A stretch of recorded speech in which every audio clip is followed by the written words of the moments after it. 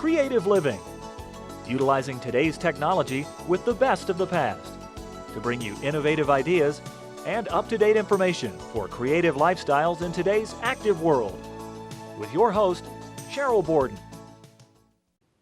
Welcome to Creative Living today. We're going to learn how to live deliciously gluten-free.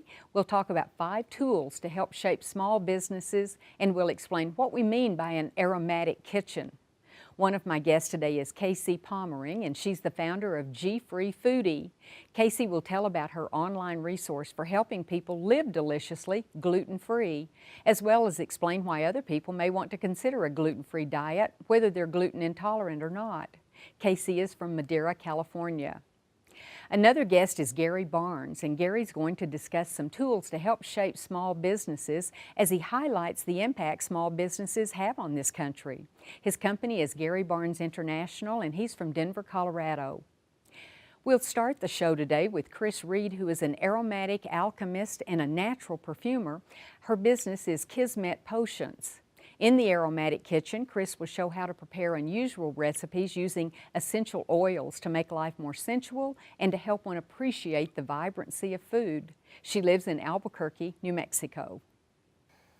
Chris, I remember when we first talked and you were going to come and do some segments on using essential oils to make perfume. We were going to talk about the medicinal purposes of essential oils. And then you said you wanted to do one on cooking with essential oils. I didn't even know you could do that.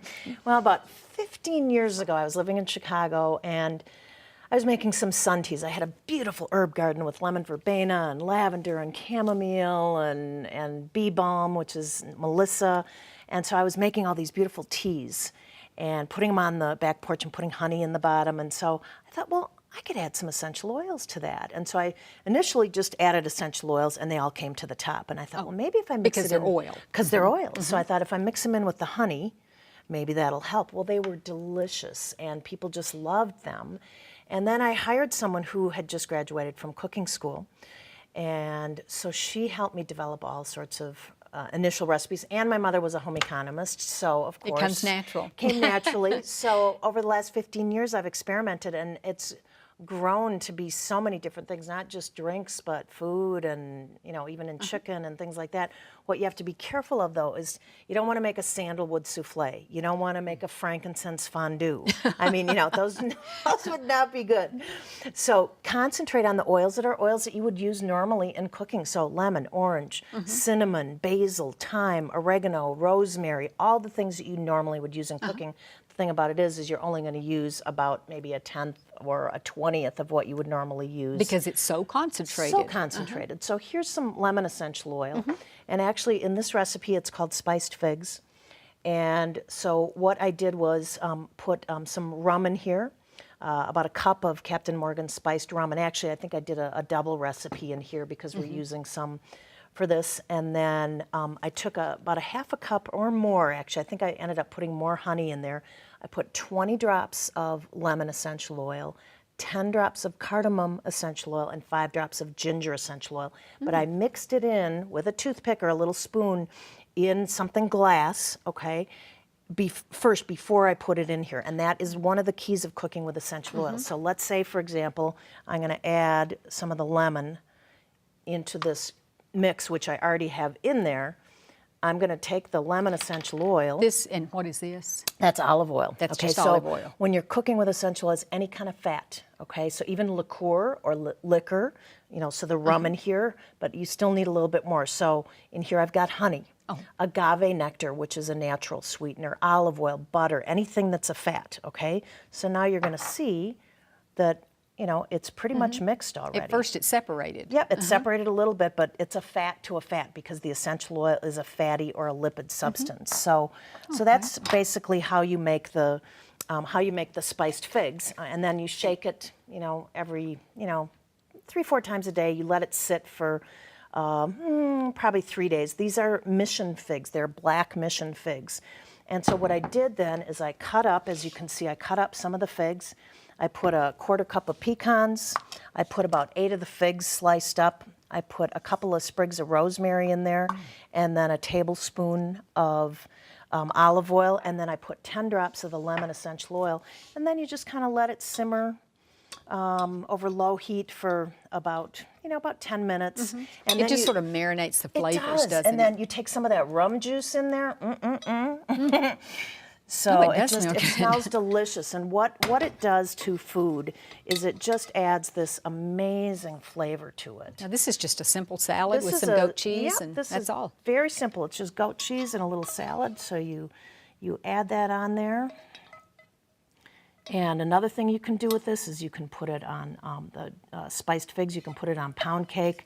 It tastes delicious over squash, any kind of squash. I bet it It's would just, be good over chicken too, wouldn't it? You know what? Actually, that would give it like a Moroccan sort of flair. Yes, that's a great idea. Thank you. Sounds good to me. And then you can, pound cake, frozen yogurt. You can put it in fruit cakes, the ubiquitous holiday fruit cake, but you don't, but this would make it kind of like a, You'd like it. Yeah, you'd like it. You'd like it. And then So- how long would this say? So if we made this entire or double recipe, Okay. would we just keep it in the refrigerator, out on the counter? You know how what? do you store because it? of the rum, you really don't need to. I mean, if you're going to keep it for a long time, you could definitely keep it in the fridge. But yeah, it'll last. It'll last for a long time. It's preserved. It's like preserves. But yeah, to be safe, I suppose I would keep it in the fridge. So I go through it so fast when I make it that I never have to worry Never about have to save any. No, exactly. Well, thank you so much. I just really didn't realize how easily it would be to cook with essential oils too. Thank All right, you. You're welcome.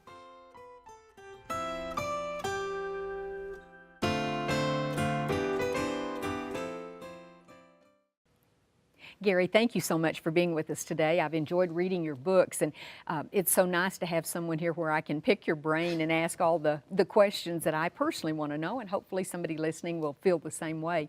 But we're going to talk about small businesses. I read in the Small Business Administration, there's about 27 million small businesses in the United States. So we're not talking about the big corporations and things. And it's growing. And it's growing? Yes. Okay. So let's talk about some things that would help, the mom and pops and the slightly smaller businesses and that. And one thing you mentioned in your book is to create a roadmap. Oh, and it's so critical because a lot of people that are getting into business today have no business background. They've been W-2 employees. They've come out of a situation where they pretty much have been told what to do, when to do it, and they go into it without a roadmap. They don't have a plan of action.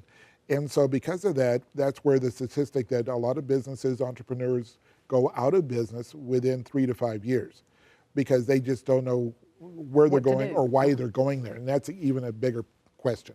And they can't afford to hire the professionals at that point, they feel. Right, right. They go in, and the biggest reason that businesses go under today is called undercapitalization. They don't have the resources to sustain the business for them to receive the results. That business plan or roadmap that Correct. you call it.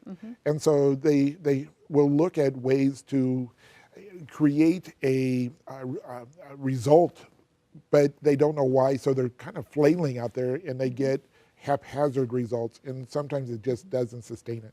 Well, and I think the sense of fear, they know deep down that they don't really know what they're doing, but they've already committed, so they're doing the best they can. But fear has to be foremost in their mind. It is, and people think that fear is bad, and I don't. I think fear is actually good because it makes us more acutely aware of our surroundings, the opportunities, and it's when the fear is Makes you immobile. when fear is immobilizing, it is a deer in the headlight situation, or we start flailing. We just will grab at anything that we think is substance that's going to give it a result that we need or want in our business. And so, but if we look at fear as normal, then we can make it a positive. Make it a positive. And then we can ask the question, what am I afraid of? Once we identify that, we'll know what to deal with and how to deal with it.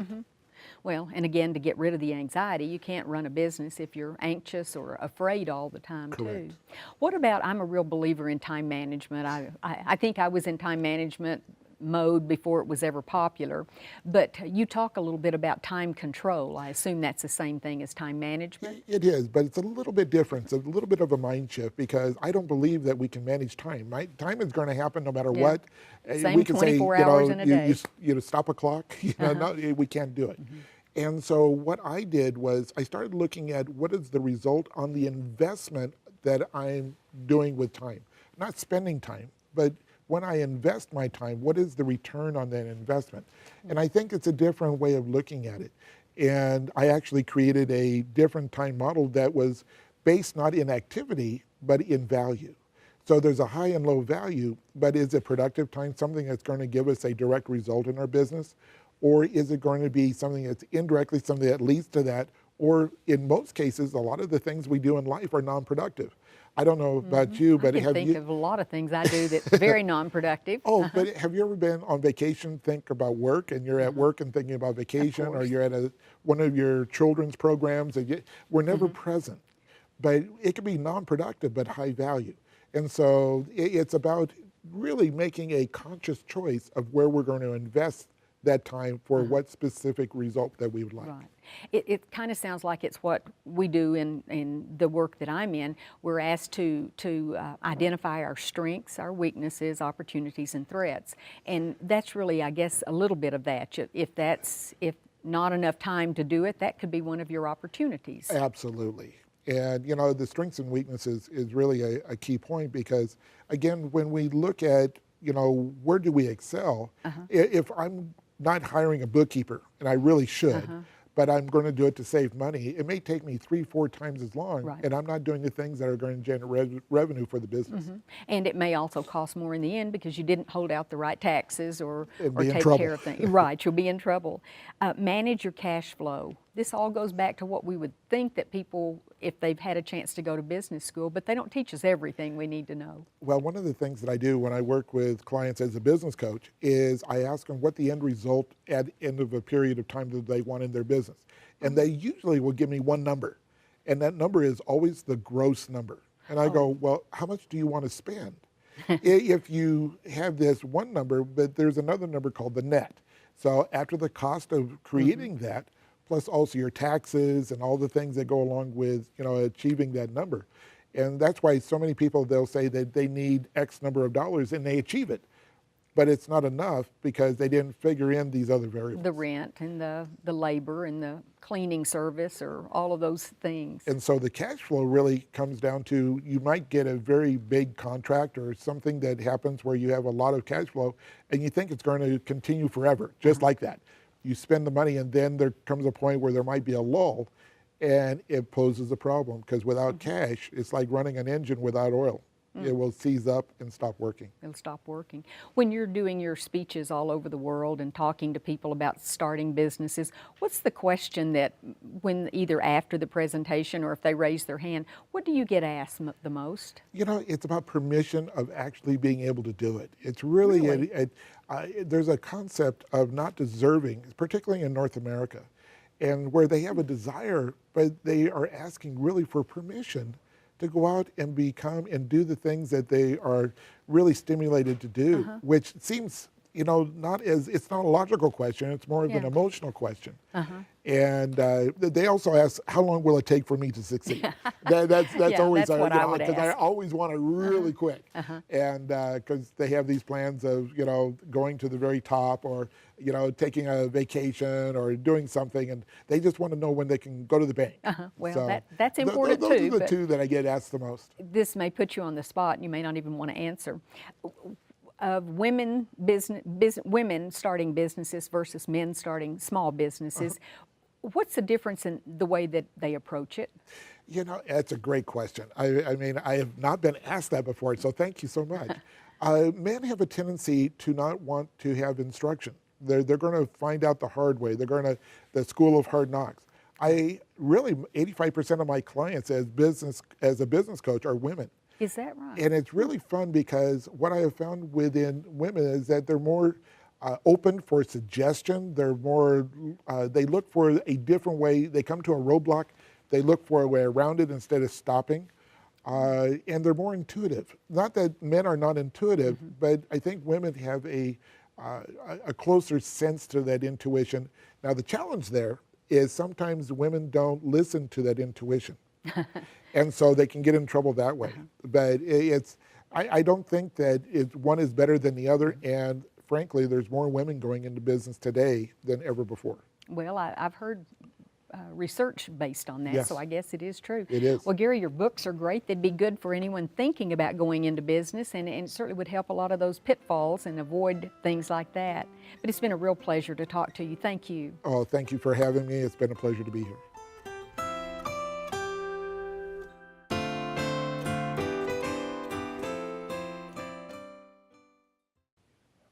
Casey, thank you so much for being with us today. I know that you have a gluten-free website, not that the website's gluten-free, but I mean it deals with gluten intolerance, celiac disease. How did you get involved in doing that? You know, I am the 5th generation of a California farming family. And so I have spent my entire life in food and wine and my career in food and wine. And I was traveling all the time and I was constantly ill. Oh. And so I was tested for all kinds of things and had all kinds of GI issues, IBS and all kinds of stuff we don't want to talk about on TV. And it turned out that I had celiac disease. And how were you tested? Is it a blood test? You know, there is a blood test, but a lot of times people have a false negative on the blood test. So you can be tested for the gene that shows you have celiac disease, or usually you need to have a scope and biopsies. I see, and that's how it's determined. Exactly. Well, I had asked you earlier if you knew Betty Hagman, who's now deceased, and everyone I've ever talked to considered her sort of the pioneer of gluten cooking, because she told me about the same thing, and she'd see psychiatrists and psychologists, and they'd say, no, you're not really sick, it's all in your head and different things. So it's a tough disease to diagnose, evidently. It is, and because it has so many different symptoms. So the good estimates are that 1 in every 133, so 1 in every roughly 7 people in America, 1 in every 7 people has gluten intolerance. And 1 in every 133 people in America has celiac disease. Which is the ultimate. I mean, that's which is really an hard. autoimmune disease that causes your body to react negatively to gluten. But the intolerance can happen because you have other autoimmune issues or because you're having any kind of physical challenge. But there are certainly GI issues that people complain of, nausea or other issues, but fatigue. There can be skin disorders. There are so many different kind of brain fog that this disease causes that it's hard to diagnose because the issues are all over the spectrum. Well, I think what I really liked about your website, and what is it, by the way? www. GFreeFoodie.com. So GFreeFoodie.com. I was a foodie first, and now I'm G-Free. G-Free. Okay, that's easy enough to remember. But the first sentence on there is what really impressed me, where it said, if you find out that you're gluten intolerant or you want to eat gluten-free, where do you go? It is overwhelming. And so many people are dealing with that now, and I'm glad to know that there's a resource like your website with wonderful recipes that people can start with anyway. Recipes, lists for the names for gluten, because it won't just say gluten on the package, how to take a tax deduction for the gluten-free diet, all that kind of information. So you're right, we have a Get Started kit. We have 25 contributors that write to our site. So food bloggers, doctors, nurses, and the big celiac foundations all contribute to our website. So we really are a source for up to date. Exactly, living deliciously gluten-free and helping you get started, helping you to figure out how to enjoy your life and navigate it gluten-free. Well, you brought some delicious things here to look at, and I think the point is that a gluten-free diet is good for everybody. Whether there's only one person in the family who needs to really be careful about what they eat, it's good. That's right. The food can be delicious, and I think that's the biggest challenge is people say, oh my gosh, what can I eat? What can I eat? Or how am I going to do this? Or I'll never have birthday cake again. And that's just not the case. True. So there are amazing recipes on my site like this. This is a fig layer bar that I made with gluten-free oats and a gluten-free flour blend. We have 3 or 4 brownie recipes. This is my favorite, fudgy brownies. And if you're not a baker, if you're not someone that wants to make all those things, you just want to buy it like you used to, or just when you're getting started, this is a gluten-free cinnamon roll from the freezer section of your local grocery store, and they're delicious. Well, yeah. And this is a gluten-free pizza skin. So you want to do quick dinners and you're still trying to figure out what you can What to do. do, I buy pizza skins all the time. Sometimes I'll make dough from the recipe on G-Free Foodie, but it's so easy and these If you're in a skins are so hurry. good you can't even tell the difference. Okay. And do they come in various sizes, or is this the prominent size that they come in? Actually, they come in different sizes, and we can build a pizza Let's if you'd do. like. And so this is a pizza sauce. I actually make my own because I'm Italian, and you know, it's the way we roll with sauces. But you can buy commercially made sauce, but you'll want to check and make sure the spices are gluten-free. So I was going to ask you, are there really, with everything a person purchases, you need to start reading the label very You do. carefully? Everything from, it seems just like, since gluten is a protein that's found in wheat, barley, and rye, it seems like it would just be in bread, pasta, and beer, Oh, yeah. right? But it's in soy sauce, it's in commercially made dressings, it can be in lunch meat, it can hide lots of different Yeah. places. So you need to read the ingredients. But on something like a pizza sauce or a pasta sauce, regular cheese, gluten-free. Gluten-free, So- wow. And then spice blends sometimes have gluten, but individual spices Oh, are gluten-free. So, so it may be better to buy the individual if you're really wanting to right, rather watch. than buying blends or marinades.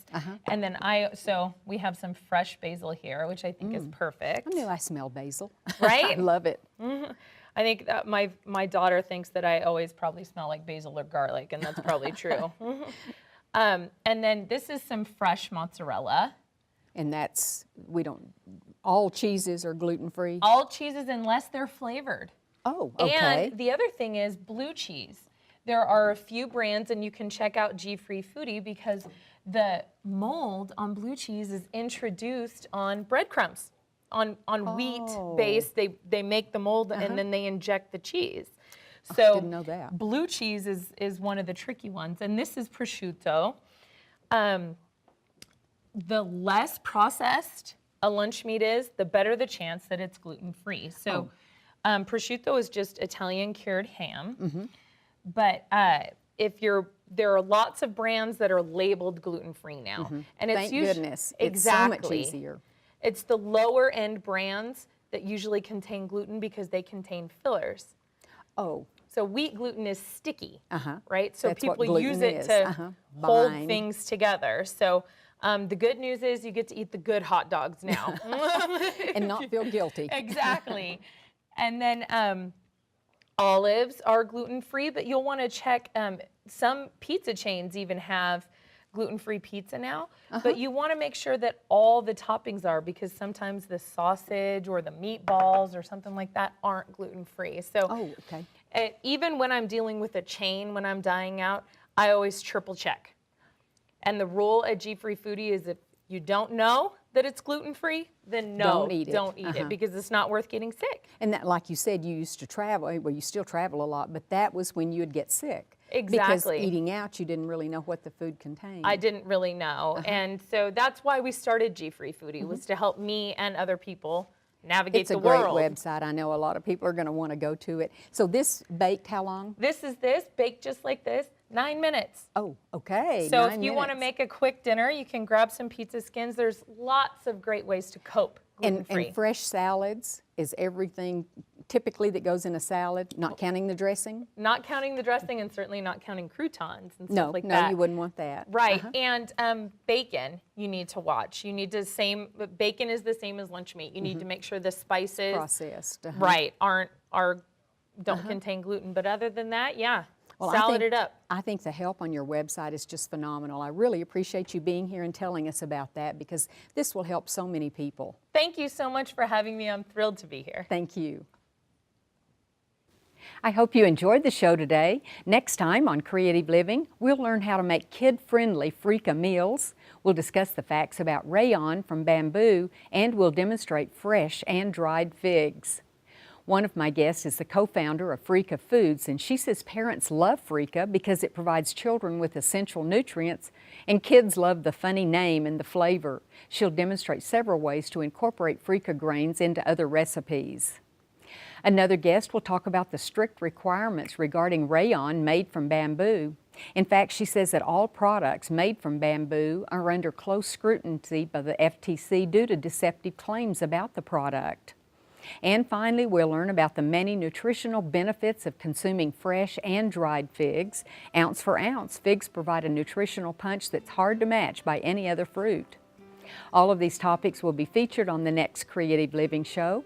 If you ever have comments or suggestions or ideas for shows, you can email me at sheryl.borden@enmu.edu.